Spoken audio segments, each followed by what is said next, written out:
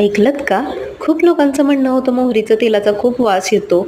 तर मी तर कच्चं तेल वापरते म्हणजे जे कच्ची घाणी म्हणतात ना तेल वापरते आणि त्याला मी फिल्टर असं करते. गरम तेल करायचं छानपैकी कडकडून आणि पूर्ण धूर निघस्तवर आता बघू शकता फेस व्हायला लागलाय तेलाचा आणि तेलाचा रंग बदलायला लागलाय.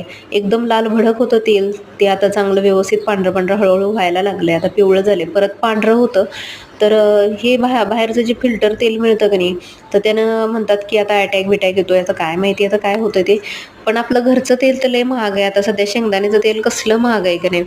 मग मला हे तेल जरा स्वस्त भेटलं होतं मोहरीचं. म्हटलं चला वापरून बघू आणि असं ऐकलंय की ह्यानं केस गळायचे कमी होतात. आता काय होतात का नाही हे होतात ते तुम्ही मला नक्की सांगा तुम्ही कुठलं तेल वापरता आणि कुठलं तेल बेस्ट आहे ते.